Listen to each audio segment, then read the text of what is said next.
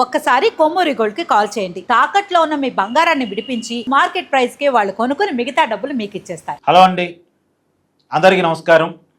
దేశ రాజకీయాల్లో సంచలనం రేపినటువంటి ఢిల్లీ లిక్కర్ స్కామ్లో కీలకమైన అప్డేటు.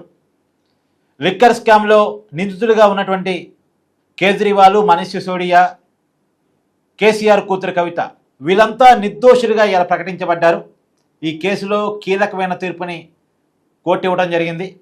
ఢిల్లీ ముఖ్యమంత్రిగా ఉండి కేజ్రీవాల్ అరెస్ట్ అయ్యారు. ఈ కేసులో ఢిల్లీ డిప్యూటీ సీఎం ఎక్సైజ్ శాఖ మంత్రిగా ఉన్నటువంటి మనీష్ సిసోడియా కూడా ఈ కేసులో అరెస్ట్ అయ్యి జైలుకి వెళ్ళారు. దాదాపు సంవత్సరన్నరకి పైగా జైలు జీవితాన్ని గడిపారు మనీష్ సిసోడియా. అలాగే తెలంగాణ మాజీ ముఖ్యమంత్రి కేసీఆర్ కూతురు కవిత కూడా ఈ కేసులో అరెస్ట్ అయ్యి తిహార్ జైల్లో నెలల తరబడి గడిపారు. ఈ కేసు ఫలితంగా వీళ్ళ రాజకీయ జీవితాలు కూడా తల్లకిందులైపోయినాయి. కేజ్రీవాల్ మీద ఆ రోజు కేసు పెట్టి అరెస్ట్ చేసిన తర్వాత అవినీతికి వ్యతిరేకంగా పుట్టిన పార్టీ అవినీతిలో ఇరక్కపోయింది అనేటువంటి పేరు మోయటం ఫలితంగా ఏకంగా ఢిల్లీలో జరిగినటువంటి అసెంబ్లీ ఎన్నికల్లో ఆమ్ ఆద్మీ పార్టీ అధికారాన్ని కోల్పోయింది. ఢిల్లీలో పుట్టి ఢిల్లీలో అధికారాన్ని సంపాదించి ఢిల్లీలో పరిపాలన చూపించి దేశవ్యాప్తంగా ఎదిగిన ఆ పార్టీ పంజాబ్లో అధికారాన్ని సంపాదించి గుజరాత్లో ఎన్నికల్లో పోటీ చేసి వివిధ రాష్ట్రాల్లో ఎన్నికల్లో పోటీ చేసి ప్రాంతీయ పార్టీ నుంచి జాతీయ పార్టీగా మారిన ఆ రాజకీయ పార్టీ ఎక్కడ స్టార్ట్ అయిందో ఆ ఢిల్లీ ఎన్నికల్లోనే మొన్న జరిగినటువంటి సార్వత్రిక ఎన్నికల్లో ఓడిపోయింది. ఎన్నికల్లో ఓడిపోవటం, అధికారాన్ని కోల్పోవటమే కాదు, ఏకంగా కేజ్రీవాల్ ఎమ్మెల్యేగా కూడా గెలవలేదు, మనీష్ సిసోడియా ఎమ్మెల్యేగా కూడా గెలవలేదు. అంటే ఢిల్లీ లిక్కర్ స్కామ్ని ఢిల్లీ ప్రజలు ఎంత సీరియస్గా తీసుకున్నారో మనం అర్థం చేసుకోండి. ఈ కేసులో ఇరుక్కున్నటువంటి కేజ్రీవాల్, మనీష్ సిసోడియా ఎమ్మెల్యేలుగా కూడా గెలవలేదు. అలాగే కవిత అరెస్ట్ అయిన సమయంలో పార్లమెంట్ ఎన్నికలు జరిగాయి. తెలంగాణలో జరిగినటువంటి పార్లమెంట్ ఎన్నికల్లో బీఆర్ఎస్ పార్టీకి ఒక్క సీటు కూడా రాలేదు. కేసీఆర్ కుటుంబం ఢిల్లీ లిక్కర్ స్కామ్లో ఇరుక్కోవడం తెలంగాణ ప్రజలు కూడా జీర్ణించుకోలేకపోయారు.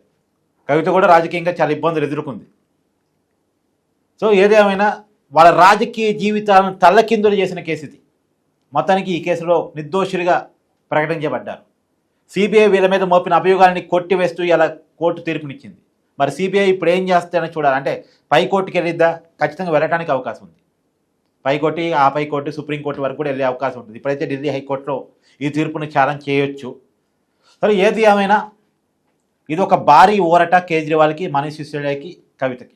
కాకపోతే పొలిటికల్గా జరగాల్సిన నష్టం మాత్రం జరిగిపోయింది. అందుకే ఇలా కేజ్రీవాల్ చాలా భావోద్వేగానికి గురయ్యాడు. అవినీతికి వ్యతిరేకంగా పుట్టిన పార్టీ అవినీతిలో ఇరుక్కోవటం, అధికారాన్ని కోల్పోవటం, ఎమ్మెల్యేగా కూడా ఓడిపోవటం, రాజకీయ జీవితం మొత్తం స్మాష్ కావటం, ఈ పరిణామాలు కేజ్రీవాల్ని చాలా ఇబ్బంది పెట్టుంటాయి. సో మొత్తానికి కేజ్రీవాల్ భావోద్వేగంతో ఏడుస్తున్నటువంటి వీడియోలు కూడా సోషల్ మీడియాలో ఇప్పుడు వైరల్గా మారాయి. సో మేబీ నేను ఇంకా వీడియో చూడలేదు, కానీ కవిత గారు కూడా కంటతడి పెట్టుకుంటారేమో, మేబీ ప్రెస్ మీట్ కూడా పెడతారేమో. ఒక ఆడబెట్టిన ఇబ్బంది పెట్టారు కావాలని రాజకీయ కక్షలతో అనేది ఆమె అంటారేమో, చూద్దాం. ఏదేమైనా ఇది దేశ రాజకీయాల్లో సంచలనంగా చూడాల్సినటువంటి పరిస్థితి ఉంది. Thank you.